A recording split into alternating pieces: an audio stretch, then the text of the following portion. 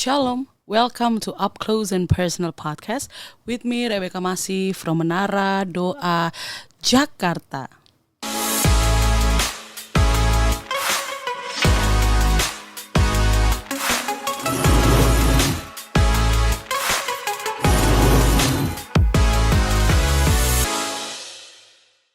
Sebagai bagian dari tubuh Kristus, maka kita harus hidup dengan berintegritas.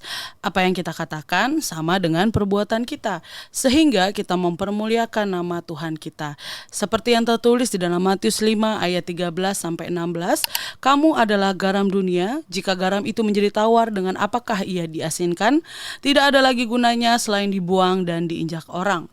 Kamu adalah terang dunia. Kota yang terletak di atas gunung tidak akan tersembunyi. Lagi pula, orang tidak menyalakan pelita, lalu meletakkannya di bawah gantang, melainkan di atas kaki dian, sehingga menerangi semua orang di dalam rumah itu. Demikianlah hendaknya terangmu bercahaya di depan orang, supaya mereka melihat perbuatanmu yang baik dan memuliakan Bapamu yang di surga. Lalu, gitu ya, kenapa masih ada frase atau kalimat yang berkata, orang yang beragama atau bertuhan itu lebih munafik daripada orang yang tidak bertuhan. Masih bersama dengan narasumber kita, Pastor Elke Wijanarko. Shalom Ibu. Shalom Beka, shalom semuanya. Iya nih Bu, yang seperti kita sudah baca di Matius tadi, kalau kita adalah garam dan terang dunia, supaya orang melihat perbuatan kita yang baik dan memuliakan Bapa yang di surga. Tetapi pada kenyataannya, sometimes kita tidak mempermuliakan Tuhan dengan kelakuan kita, dengan perkataan mungkin, tetapi ya perbuatan belum tentu gitu ya. Nah, agak jarang juga saya melihat hal tersebut. Nah, itu bagaimana Bu? Nah, tadi kan Beka sudah baca di ayat, jadi garam dunia, Tuhan Yesus berkata demikian ya. Garam itu kalau sudah nggak ada rasanya, buat apa? Ya. Nah, kadang-kadang di dalam kehidupan kita, kalau kita sudah seperti yang Tuhan Yesus katakan, jadi garam dunia, garam itu memang kadang bisa terlalu asin ya, kalau terlalu banyak ini kan asin. Tetapi paling tidak dia berfungsi sebagaimana garam itu, ya kan? Nah, inilah kadang-kadang orang itu mencoba mengurangin rasanya dengan supaya takut nanti jangan-jangan keasinan. Jangan-jangan nanti orang berkata keasinan. Nah, ketika dikurangin otomatis fungsi dan kadar dari garam tersebut ya berkurang. Nah, sebagai garam dunia kita harus berani tampil apa adanya. Memang harus asin. Kalau garam sudah nggak asin berarti bukan garam dong. Jadi kadang-kadang ada orang-orang yang menurut tadi mereka berkata beribadah, beragama, tetapi mereka takut. Jangan ngomong terlalu garam, nanti kasinan, nanti nggak enak. Nah, disitulah akhirnya garamnya mereka menjadi hambar. Jadi di depan ngomongnya flat aja, atau tidak berani mengatakan yang sebenarnya. Karena takut dikatakan kasinan nih. Memang garam harus asin lah. Kalau garam gak asin mana bisa dikatakan garam begitu. Bisa ngerti ya maksud saya. Jadi ketika kita menegur seseorang, menyatakan nasihat seseorang, atau mengungkapkan perasaan apa saja, kita jangan takut kalau kita ini garam. Bagi orang lain bisa merasa kasinan, terlalu asin, tapi itu garam. Kalau garam enak ya, garamnya manis ya, itu mah bukan garam. Iya. Enak ya, perkataannya manis ya, bukan garam. Garam itu artinya murni, apa adanya. Makanya kenapa Tuhan katakan kita garam dunia, ya bukan untuk seperti hanya garam saja, tapi maksud dari garam itu adalah garam itu murni ya. Garam itu sifatnya adalah memurnikan ya, dan mengawetkan. Itu sifat dari garam. Nah, kalau hidup kita, perbuatan perkataan kita tidak murni, ya sudah tidak ada rasa garamnya lagi. Buat apa? Karena takut menyatakan sesuatu yang murni. Takut nanti dikatain, kok begitu amat sih? Nggak ada ya toleransinya sedikit-sedikit atau kayak gimana. Tidak bisa, garam harus asin. Kalau garam manis bukan garam, manis gula. Jadi di sini yang Tuhan Yesus katakan, kalau kamu sebagai garam dunia, kamu harus berani apa adanya seperti garam itu. Jangan jadi garam yang tidak asin. Karena dikurangin, karena takut, karena sudah tidak ada kadar asinnya lagi. Dan itu sebagai Tuhan mau katakan kepada kita, bahwa kita ini dipilih Tuhan untuk menjadi garam dunia, untuk memurnikan. Kita harus murni dulu. Garam itu harus murni terlebih dahulu. Garam itu harus memurnikan diri kita terlebih dahulu. Ya, baru kita ini apa saja yang keluar dari kita itu murni. Ya, kalau selama garam itu sudah tidak ada kadar atau sifat aslinya, maka di dalam kita juga tidak menjadi memurnikan kita. Maka kata-kata yang keluar atau tindakan semuanya nggak akan murni. Maka itu yang tadi BK katakan, banyak yang kayaknya begitu ya, munafik ya, atau kayak gimana? Jadi banyak orang yang bilang kalau dia beragama, dia bertuhan, tetapi ternyata sikapnya ya Bu ya, kalau itu kan tadi garam, tetapi dari dalamnya itu dia bilang, oh saya beragama, oh saya bertuhan gitu ya, tetapi kadang gitu ya lebih baik orang yang perbuatannya itu yang tidak bertuhan gitu, lebih baik, mungkin lebih ini daripada orang yang mengaku-ngaku kalau saya beragama, saya bertuhan, bahkan memanfaatkan dari hal tersebut untuk keuntungan dirinya sendiri. Nah itu gimana tuh Bu? Ya, karena firman Tuhan Yesus tidak sungguh-sungguh di dalam dia tidak sungguh-sungguh menerima Tuhan Yesus, sehingga tidak ada kemurnian di dalam dia tidak memiliki kadar garam tersebut, sehingga mau gimana? Memang mungkin hanya sekedar KTP aja agamanya, hanya supaya dilihat orang, oh iya dia orang agama. Tetapi kan hubungan kita dengan Tuhan Yesus bukan masalah di agama, tapi hubungan, relationship yang mau membuat kita ini dari yang kotor dimurnikan. Ya, kalau kita tidak mengalami hubungan dengan Tuhan Yesus, maka yang muncul adalah kemunafikan pasti. Ya, hubungan dengan Tuhan Yesus nih, kalau kita benar-benar mengalami perjumpaan dengan Tuhan Yesus dan memiliki hubungan dengan Tuhan Yesus, dia memurnikan kita. Sehingga kita bisa tampil, ya berkata, bisa berani, saya dulu memang kotor. Saya dulu memang melakukan perzinahan. Tetapi karena Tuhan Yesus memurnikan saya sudah tidak lagi melakukan perzinahan. Tetapi saya tidak malu untuk mengatakan bahwa dulu saya pernah melakukan perzinahan. Nah, itu bedanya orang yang memiliki hubungan dengan Tuhan Yesus, yang sudah memiliki hubungan, atau yang hanya sekedar agama. Jadi tidak ada dampak permurnian di dalam dirinya sendiri. Iya, tadi yang Ibu bilang, garam itu memberi rasa asin tentunya gitu ya pada sebuah masakan gitu ya, atau kue atau apa gitu ya, atau jadi pengawet gitu. Tetapi bagaimana nih Bu ya, kalau dalam kehidupan kita yang sebagai anak-anak Tuhan itu gak memberikan dampak kepada lingkungan sekitar kita, atau pas kita hadir nih di keluarga, misalnya kalau dulu opa pulang gitu ya, kita kabur, bukannya karena kita takut gitu ya, bukannya kita wah atau gimana gitu ya, tetapi kita kabur. Atau juga kalau kita lagi hadir di komunitas, di pertemanan, di kantor, di pelayanan, lalu orang-orang mulai males gitu ya untuk bergaul sama kita karena kelakuan kita yang gak sadar, mungkin yang membuat orang kayaknya apaan sih ini orang gak jelas banget, gaje banget sih gitu ya. Nah itu bagaimana tuh Bu, apa yang harus kita lakukan gitu ya, karena kan dibilang memberi dampak melihat perbuatan yang baik, tapi pas kita datang ke tempat itu orang-orang pada menghindar semua karena mungkin tidak melihat perbuatan kita yang baik. Nah itu bagaimana Bu? Harus berubah. Firman Tuhan tuh yang mengubahkan kita, Roh Kudus itu yang membuat kita insyaf, membuat kita perubahan. Kita harus mau mengubah, harus mau menerima perubahan tersebut, harus mempersembahkan tubuh ini sebagai korban yang hidup, harus mau memberikan memberikan diri untuk dikorbankan ego kita, hawa nafsu kita, sehingga kita berubah, tidak lagi menjadi sama dengan dunia. Saya katakan tadi, kalau saya dulu pernah berzina, setelah perjumpaan dengan Tuhan Yesus saya tidak berzina lagi, dan sampai sekarang. Dan saya dengan perjumpaan dengan Tuhan Yesus, saya tidak takut dan tidak malu untuk mengatakan bahwa saya dulu pernah berzina. Karena apa? Karena itu sudah tidak saya lakukan lagi, dan saya dimurnikan. Tidak saya bersembunyi di dalam dosa tersebut. Ya, ketika saya menyampaikan itu juga tidak berbangga hati, tetapi saya bermegah di dalam Tuhan Yesus bahwa karena Tuhan Yesus membebaskan saya dari tindakan dosa saya. Yang jelas itu adalah dosa, dan saya baru tahu bahwa itu dosa, dan saya keluar meninggalkannya. Dan saya berani berkata bahwa saya sudah diselamatkan. Saya diampuni dosa saya dari dosa perzinahan. Saya bertobat, ada pertobatan, ada perubahan. Nah, ketika saya berjumpa dengan jemaat atau ada orang-orang yang perlu dilayani yang mengalami dosa perzinahan, saya akan menerima dia seperti Tuhan menerima saya. Saya tidak menghakimi dia, saya tidak merasa jijik atau bagaimana, karena saya pernah di situ.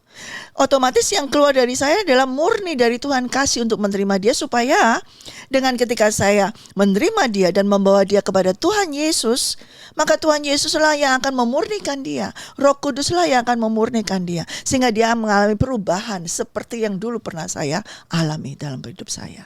Iya, itu kalau misalnya diingatkan oleh Roh Kudus ya Bu ya, kalau misalnya orang itu tiba-tiba kok apa ya namanya, teman-teman, karena aku juga pernah mengalami gitu ya Bu ya, dengan waktu dulu aku jadi singer gitu ya, karena aku udah singer senior gitu ya, udah bertahun-tahun, lalu ada singer junior yang gak kenal gitu ya sama aku, tapi dia ngeliat muka aku mungkin galak banget nih si kakak ini gitu ya kan, terus akunya juga diem, jadi sehingga banyak orang yang setelah kita akrab gitu ya, udah akrab, mereka akan bilang kalau mereka itu takut ketemu sama aku gitu, takut bicara, takut ngomong, karena ketika aku diem itu galak banget mukanya gitu, jadi mereka pada takut. Nah itu apa yang harus aku sampai detik hari ini juga masih bertanya gitu, Tuhan gimana ya caranya deh, muka aku kayak gini gitu ya, udah kayak begini gitu, aku berusaha ramah, tetapi ketika bertemu dengan orang-orang baru, mereka pasti semua akan ngomong seperti itu, padahal sayanya akunya diem aja, nggak ngapa-ngapain, nggak ada pikiran apapun, cuman memang kalau diem aja udah dibilang galak gitu. Nah itu gimana tuh Bu, supaya, karena aku juga bingung gitu, mau gimana ya gimana gitu. Nah itu gimana tuh Bu? Saya juga demikian BK. Dulu pun saya seperti BK itu. Ya, dulunya memang tampang saya juga katanya judes, gitu ya. Keras, jutek judes gitu. Ya, itu semua seperti itu.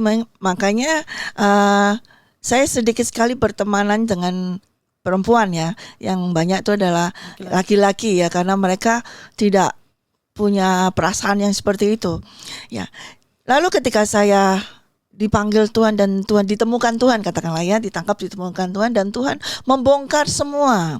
Tuhan memberitahukan semua. Bukan hanya itu saja, tapi pada hal tersebut ketika saya mengalami perjumpaan dengan Tuhan, itu terjadi suatu yang luar biasa dalam kehidupan saya. Dulunya memang saya benci banget dengan diri saya, makanya saya jutek, makanya saya sebel. Bukan sebel sama orang lain, tapi saya sebel sama diri saya. Ya, tapi ketika saya bertemu dengan Tuhan, ada suatu damai sejahtera sukacita karena saya diterima oleh Tuhan Yesus apa adanya. Dan memang kemudian Tuhan Roh Kudus mengajarkan terus, karena saya diajar untuk melihat cermin. Ya, saya diajar untuk melihat tuh semuanya. Ini kamu, karena saya merasa diri saya itu jelek.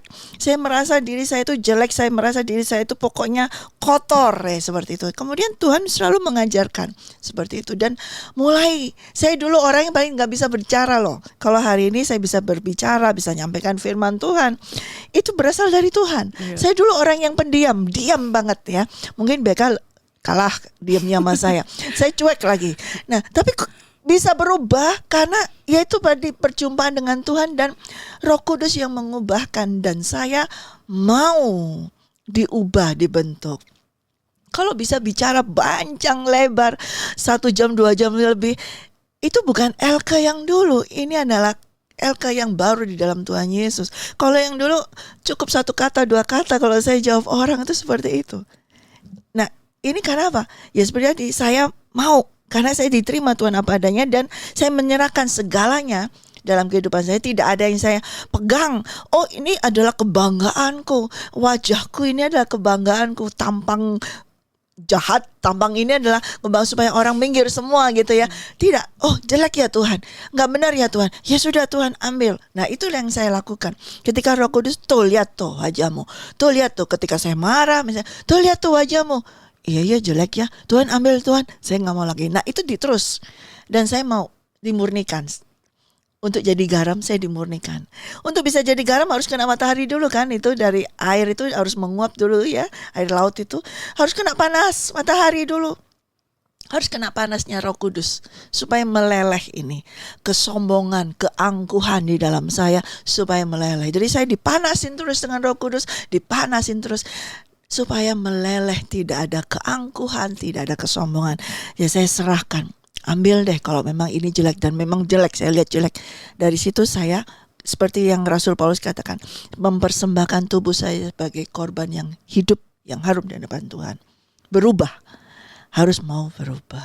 Iya, berarti memang semuanya balik dari dalam dulu ya Bu ya. Betul. Dalam kita udah dibenerin, kita sudah dipulihkan sama Tuhan, pasti itu akan memancar keluar, bukan saja lewat perkataan tetapi juga lewat perbuatan ya Bu ya. Kalau Tuhan yang mengubah dan kita mau, kita sebagai bagian kita adalah, kita gak bisa mengubah diri kita sendiri. Ya. Kita gak ada kuasa, kita hanya bisanya bagian kita adalah mau. Aku mau Tuhan. Tuhan yang mengubahnya, dan ketika Tuhan mengubahnya itu lasting ya, itu forever, itu kekal, tidak berubah hari ini besok balik lagi, itu nggak mungkin. Itu adalah perubahan dari kita sendiri. Saya mau berubah lah, saya mau berubah. Tapi mungkin berubah hanya berapa jam aja, setelah itu balik lagi, kena masalah balik lagi.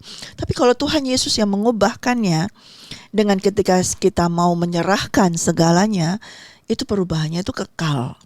Mungkin walaupun hari itu cuma sebentar, sedikit, besok lagi sedikit lagi, besok, tapi tidak balik lagi.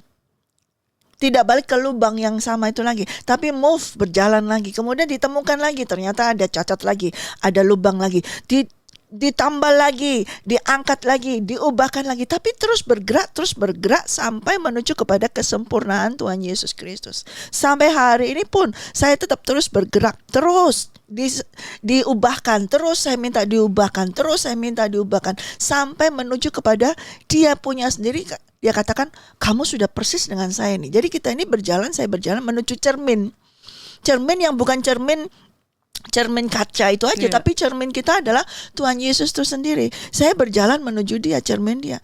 Menurut Dia belum, ya saya harus ke sana. Mau Tuhan. Setiap hari saya katakan, apalagi Tuhan yang harus saya ubah atau yang harus saya serahkan, yang Engkau tidak berkenan, yang Engkau tidak suka dalam diri saya, sifat, pikiran, apa saja. Ambil Tuhan, itu milikmu semua, ambil. Saya relakan itu dan saya berjalan menuju kepada cermin, yaitu Tuhan Yesus Kristus. Dan kita harus mau rela di situ. Dan ketika Dia yang mengubah, kita gak akan kembali lagi kepada yang dulu, manusia lama. Kalau kita sadari hari demi hari, mungkin kita belum menuju sampai tatapan muka dengan Tuhan Yesus, belum.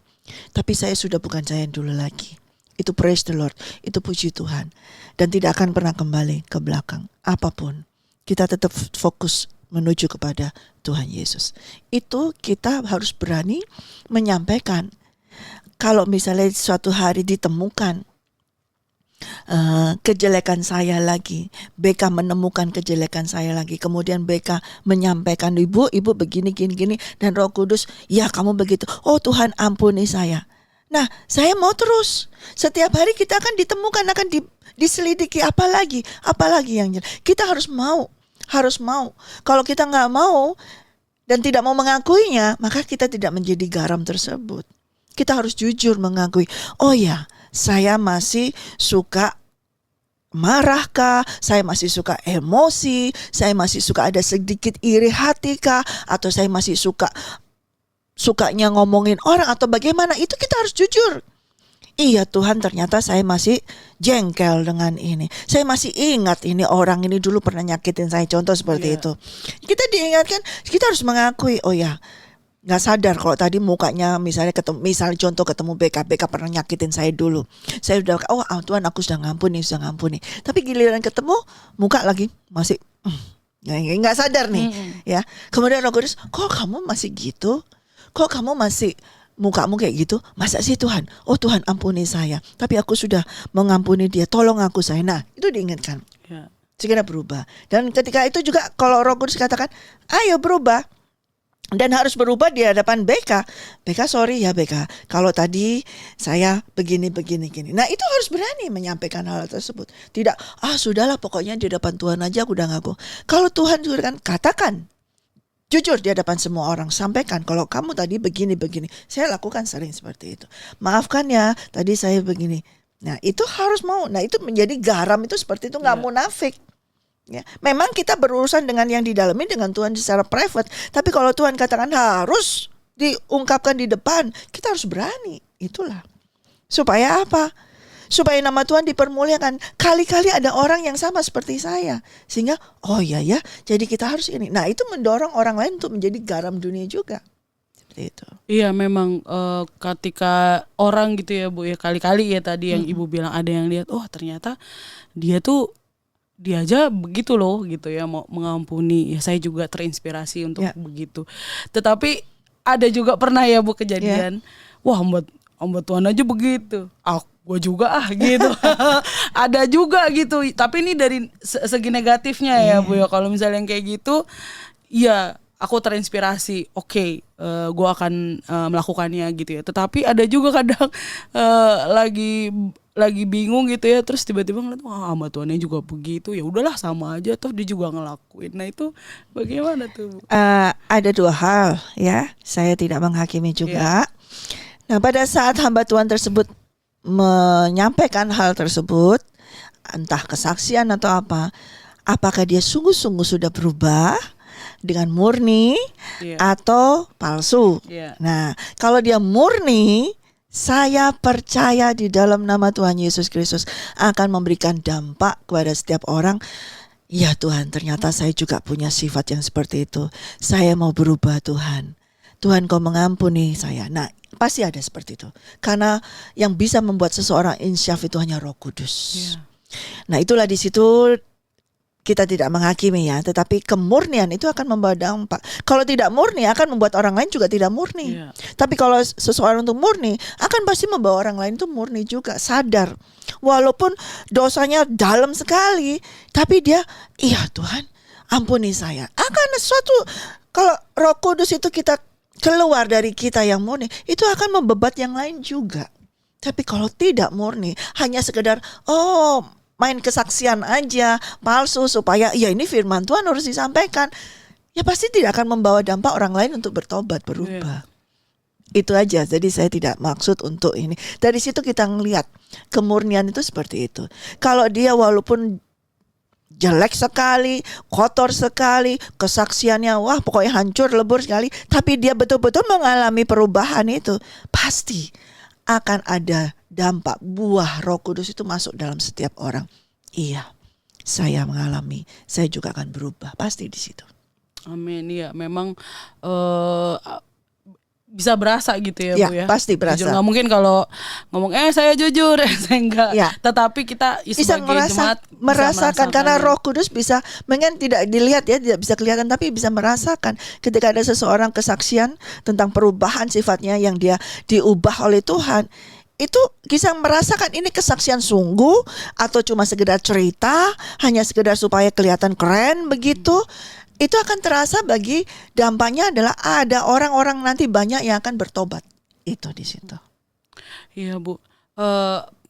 Sekali lagi perbuatan lebih nampak daripada perkataan. Karena orang tidak mengenal kata-kata kita, tetapi perbuatan kita itu akan membekas di hidup orang lain gitu ya Bu. Lalu apa yang harus kita lakukan supaya kita ya pendengar dari Up Close and Personal Podcast benar-benar bisa menjadi garam dan terang dunia, tidak munafik dan memuliakan Bapa kita dengan perbuatan kita. Ya, segala sesuatu harus didasarkan di dalam Tuhan Yesus Kristus. Baik itu perkataan maupun perbuatan, kita harus melakukannya atas dasar hanya untuk Tuhan Yesus Kristus. Sekalipun perbuatan baik, tapi kalau bukan untuk Tuhan Yesus Kristus, juga tidak akan membawa dampak apapun untuk kerajaan surga. Hanya sebatas manusia, baik ya orang itu ya, baiknya, tetapi tidak membawa orang itu datang kepada Tuhan Yesus. Nah, apalah artinya perbuatan baik tersebut kalau tidak membawa orang untuk datang kepada Tuhan Yesus. Jadi baik perkataan maupun perbuatan, kita harus ingat semuanya hanya untuk Tuhan Yesus. Bagaimana bisa? Ya kita harus masuk dalam kedalaman, menjadi satu dengan Tuhan Yesus terlebih dahulu, terus menerus masuk di dalam firman-Nya, yaitu perkataannya, terus menerus, dan masuk di dalam perbuatannya, segala apa yang sudah Tuhan perbuat dalam kehidupan kita harus masuk dalam hal tersebut. Sampai hari ini yang kita bisa capai hari ini, kita bisa duduk hari ini, itu bukan karena perbuatan kita, tapi karena perbuatan Tuhan. Nah, itu kita harus masuk dalam kedalaman tersebut, sehingga kita masuk berakar di dalam kasih Tuhan Yesus Kristus. Dan dengan akar yang kasih yang terus kita berakar dalam kasih Tuhan Yesus Kristus, maka ketika kita melakukan sesuatu sedikit aja akan nampak bahwa itu adalah dasar dari kasih Tuhan Yesus. Atau kita hanya menyampaikan sepatah dua kata, tapi kalau itu berasal dari kasih Kristus yang berakar terus, ya, yang kita alami, maka itu akan terasa juga. Jadi semuanya hanya harus kembali center, fokus hanya kepada Tuhan Yesus dan masuk di dalam kedalaman kasih Kristus, sehingga orang lain bisa merasakan kasih Kristus itu. Amin. Sehingga orang lain bisa merasakan kasih Kristus lewat kehidupan kita ya Bu ya. Amin. Kita menjadi bersatu dengan Tuhan, mempunyai hidup yang berintegritas. Tadi kalau misalnya niatnya dari kita sendiri pengen berubah, I think gak bisa gitu ya. Saya pernah nyoba berkali-kali, bertahan sebulan, 2 bulan, paling lama setahun. Betul, saya juga. Jadi kita harus surrender ya, kita harus berserah Tuhan. Sudah, kalau ini memang bukan keinginanmu dan jelek sekali untuk saya, untuk diri saya, untuk engkau, ambil ya Tuhan, gitu aja. Iya, karena yang kalau dengan kekuatan kita pasti kita akan balik lagi. Tetapi dengan bantuan dari Roh Kudus, kuasa Roh Kudus, kita menyerahkan semuanya. Saya percaya kita tidak akan pernah melihat ke belakang seperti istri Lot yang menjadi tiang garam. Kita harus menjadi garam dan terang, bukan jadi tiang garam ya Bu. Haleluya, puji Tuhan. Haleluya, terima kasih Ibu. Terima kasih Beka. Sampai di sini dulu podcast kita pada hari ini. Terima kasih untuk support Bapak, Ibu, Saudara, Saudari sekalian. Jangan lupa di like, subscribe, dan share podcast Up Close and Personal. Be ready for He is coming. God bless you.